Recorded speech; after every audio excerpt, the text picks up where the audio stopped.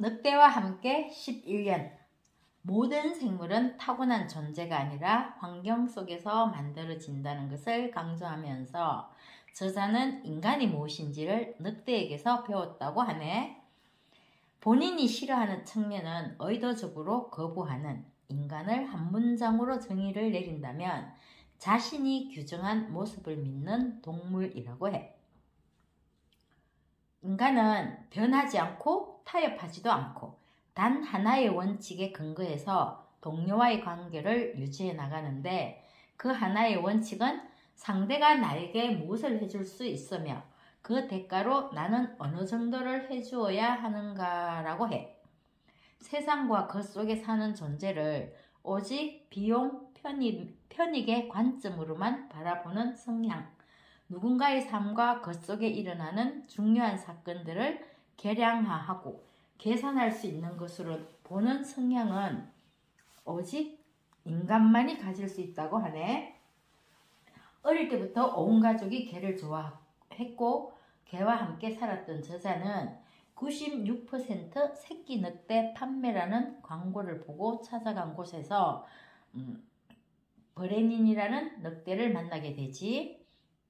브레닌을 만난 이후에 사람에 대한 관심이 없어졌다고 해. 주인이 말하기를 순수 혈통 늑대는 판매 금지이기 때문에 96%이지 브레닌은 순수 늑대라고 하네. 사람들이 늑대를 어떻게 훈련시킬 수 있느냐고 묻는데 늑대도 방법을 찾으면 가능하다는 것이지. 훈련은 기싸움이 아니고 사람이 남에게 복종하기를 원하지 않는 것처럼 개들도 마찬가지. 훈련의 핵심은 다른 대안이 없다고 믿게 하는 것, 차분하지만 단호하게 불가피한 상황을 받아들이게 하는 것, 지금 다른 선택이 없으니 이 상황에 맞게 행동하라는 것. 훈련을 시키는 주체는 내가 아닌 세상이라는 것. 세상이 늑대에게 원하는 것이 무엇인지 알려주는 것. 개이건 늑대이건 사람이 먼저 행동을 보여주고 주도권을 넘기는 것. 늑대에게는 특히 더 중요하다고 하네.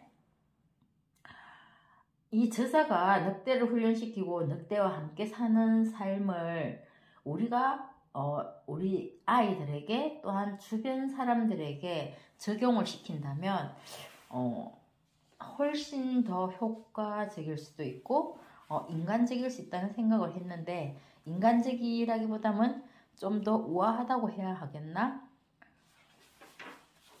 성공적이고 지능적인 훈련을 위해서는 항상 개의 입장에서 보는 것이 매우 중요하다고 하는데, 우리 주변에 누군가를 가르치면서 말은 공감을 해야 하고 상대방의 입장에 서야 하고 이러지만 그렇게 하지 못한다는 것을 이 책에서 늑대와 이 저자의 관계를 보면서 생각을 되게 많이 했거든.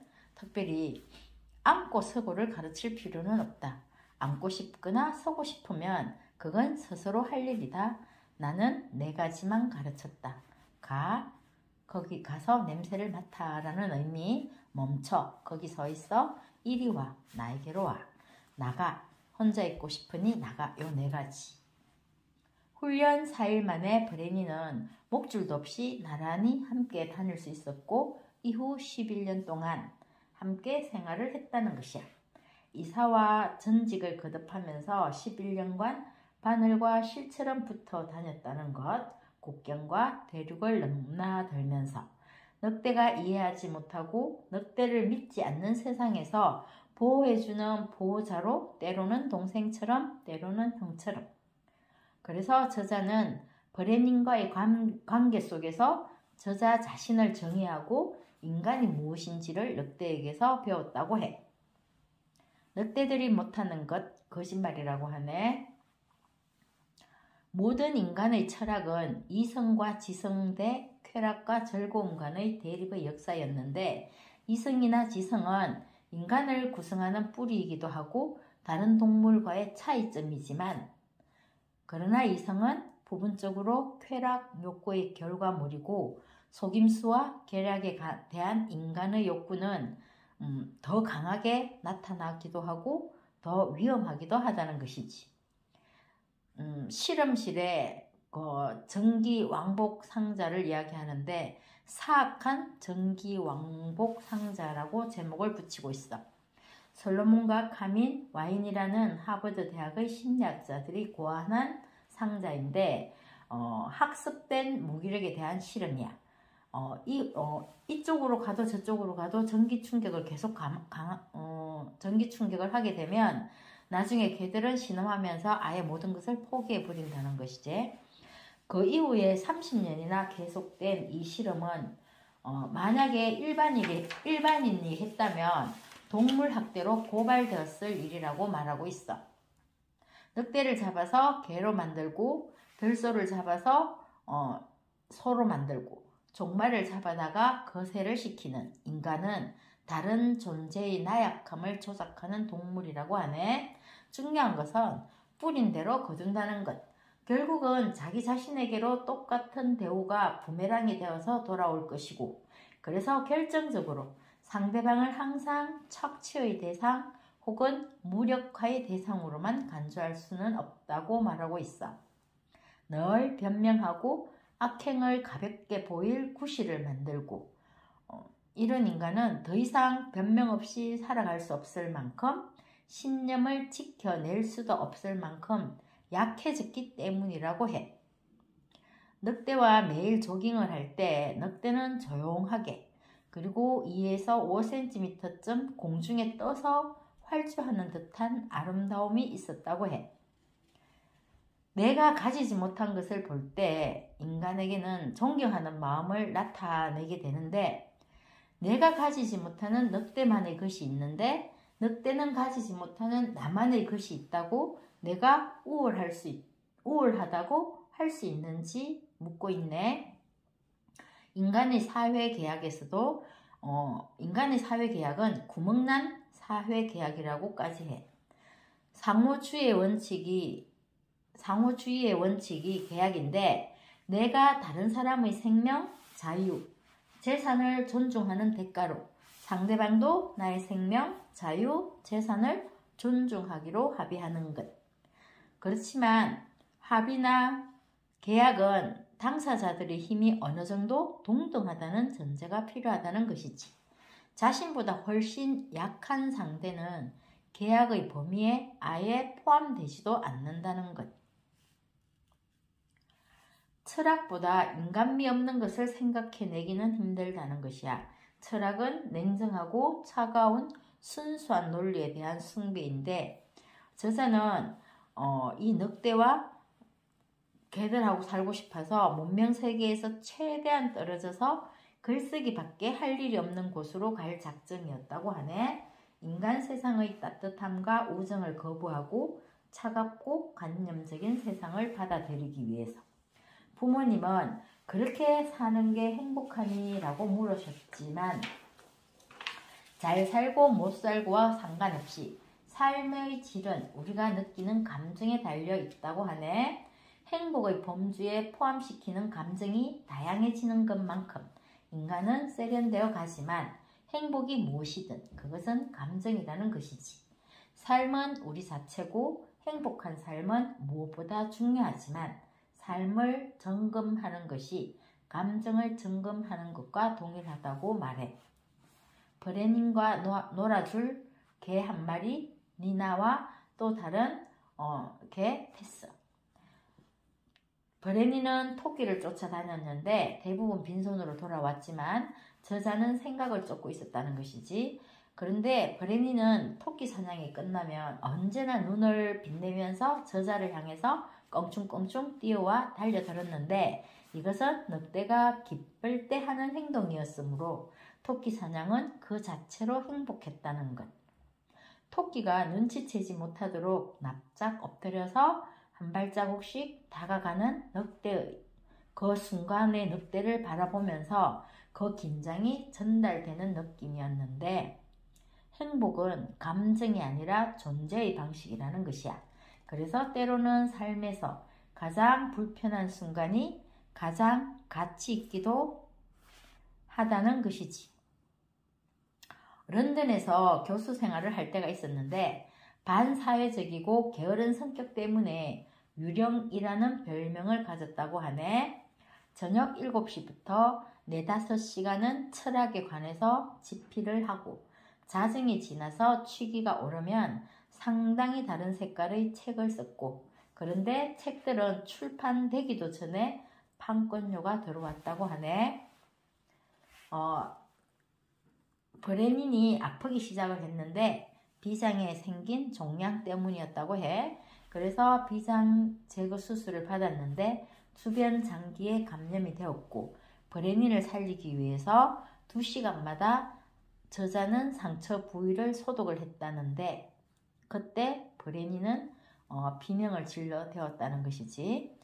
이때 가장 큰 두려움은 늑대가 더 이상 자기를 사랑하지 않는다고 느낄 것이라는 것과 해.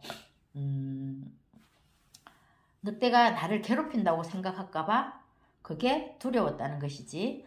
단지 목숨만 부지해야 한다면 고통을 끝내고 싶지만 회복해서 만족스러운 삶을 살 수 있다면 싸워야 하지 않을 것인가 하고 고민했다는 것이야. 이렇게 고통스러운 이 치료를 계속하다가 죽었다면 고통 중의 치료에 대한 내 행동은 용서받지 못할 것이랴, 이렇게 생각을 하기도 했고, 반대로 회복할 수 있었는데 포기했다면 그것도 용서받지 못할 죄라고 생각하면서 브레닌이 죽어가던 그때 저자는 지옥을 경험했다고 해. 사랑하기 때문에 늑대를 고문해야 했던 것, 그 자체가 지옥이었다는 것이지. 맨 나중에는 저자가 브레닌에게 우리 꿈에서 다시 만나자라고 말을 했고, 의사가 브레닌의 앞다리 혈관에 치사량의 마취제를 투여했다고 하네.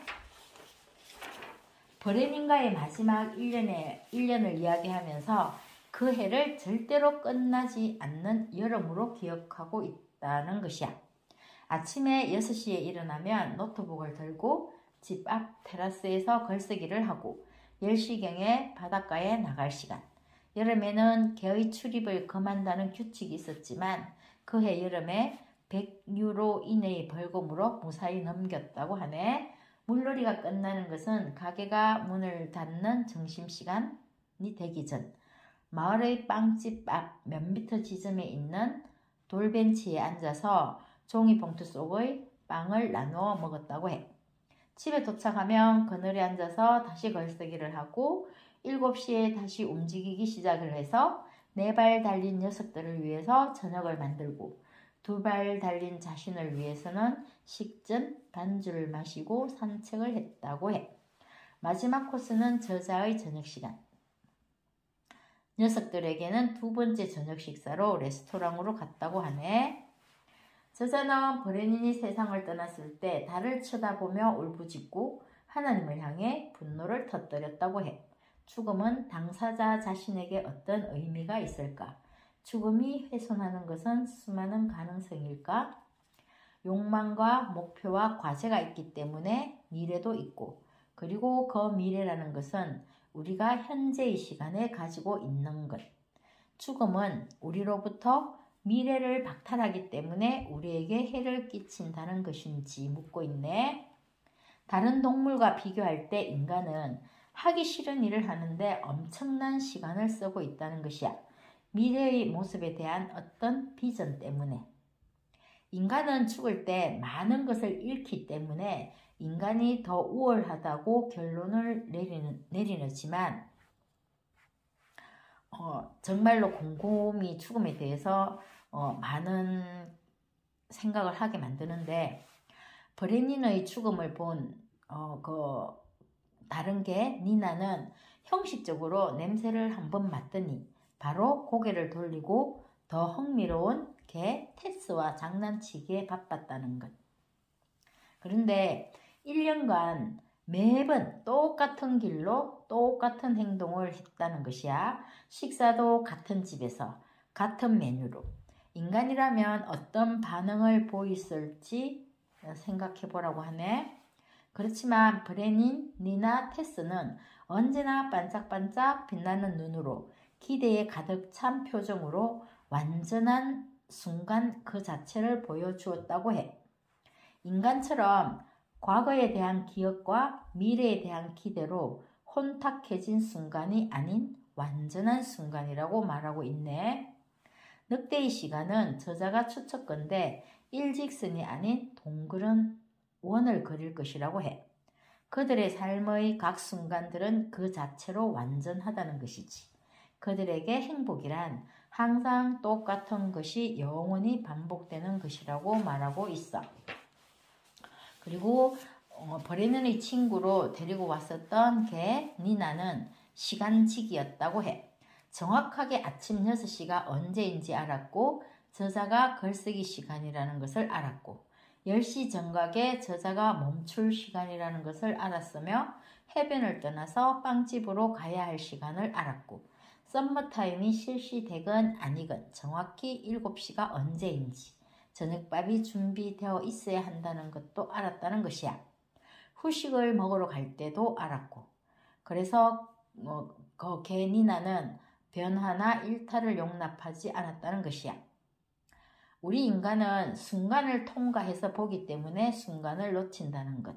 그러나 늑대는 순간을 볼 수 있지만 통과해서는 보지 못한다고 하네. 늑대는 매 순간을 그 자체의 보람으로 받아들이고 인간의 순간은 다른 순간과 연관되어 있다는 것. 우리는 기억된 과거나 욕망하는 미래를 현재라고 부른다. 더 이상 존재하지 않는 과거나 오지도 않을 미래에 대한 고민 때문에 말도 안 되게 많은 시간을 할애하고 있다는 것이야. 시지퍼스의 형벌에 대해서 이야기를 하고 있네. 시지퍼스는 신들을 분노하게 한 벌로 거대한 바위를 언덕 위로 밀어 올리는 일을 하지. 그리고 그 바위는 다시 언덕 아래로 굴려 내려간다는 것이야. 매번 새로 시작해야 하는 고달픈 과업이기 때문에 그래서 혹독한 벌인가 하고 묻고 있어. 만일 그다란 바위 대신에 조그만 조약돌을 올려다 놓는 것이었다면 혹독하지 않을 것인지 만일 시지퍼스가 바위를 꼭 언덕에 올려놓아야만 직성이 풀리는 그런 강박관념이 있는 사람이라면 어쩌면 그 과업은 영원한 만족감을 줄 것이라고 이야기하네. 또 만일 시지퍼스의 바위가 언덕 위에 그대로 있고 시지퍼스는 또 다른 바위를 찾아서 언덕을 내려오는 것이라고 한다면 시지퍼스의 바위 들어 올리기는 벌로 끝날 것인가 라고 묻는데 우리들 삶의 하루하루가 시지퍼스의 한 발자국과 다를 것이 있는지 묻고 있어.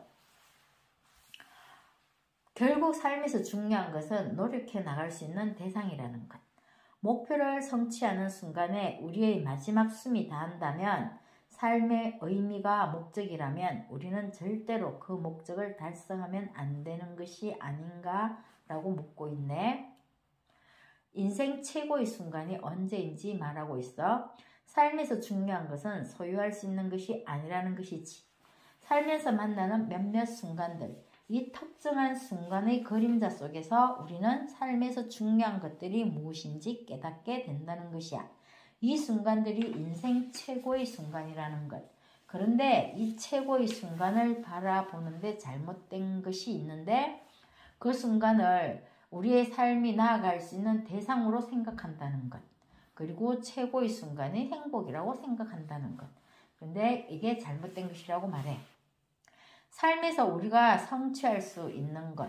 그리고 그것은 순간도 아니고 삶이란 존재의 지향점이 아니고 삶의 누적이 아니라는 것이지.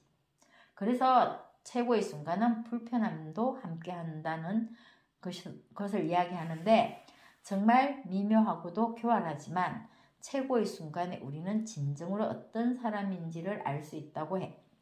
중요한 것은 내 모든 최고의 순간들은 그 자체만으로도 완전하며 나 자신이 누구이며 무엇인지 정의하여서 그 존재를 증명하지 않아도 된다는 것이라. 브레닌의 죽음과 타협하지 않았을 때 나는 최상의 모습이었다고 기억한다는데 그 당시 저자는 불면증에 시달리고 있었고 거의 미치광이에 가까운 모습을 하고 있었다고 해. 그렇지만 저자에게 모든 것을 가르쳐 준 것은 넉대였다고 하는데 인간 실존, 행복, 빛과 그림자. 그래서 저자는 브레닌만 혼자 남프랑스에 남겨둘 수가 없어서 같은 마을에 집을 한 채 샀다고 하네. 매일 반복되는 산책길에 그곳을 지날 때마다 브레닌의 돌유령에게 안부를 전하러 가곤 한다는데 저자는 전생의 늑대가 아니었을까 하는 생각도 했다고 해. 만일 저자가 인간이 아니라 늑대였다면 무리를 짓지 않고 혼자 사는 론 울프가 되었으리라고 하네. 40여 년 론 울프로 정처 없이 표류하다가 드디어 인간의 무리를 찾아서 첫 번째 아이가 태어나려고 하는데 갓난아이 이름을 브레닌으로 지을 수도 있겠다고 생각한다면서 책을 마무리하고 있어. 이 책을 읽으면서 내가 행복했던 순간들이 언제였지 하는 생각들을 하게 되는데 이 저자의 말 우리는 이 순간을 정말 열심히 살 수 있어야 되는데 항상 지나간 과거와 다가올 미래를 겹쳐서 이 순간을 생각하는 게 많잖아.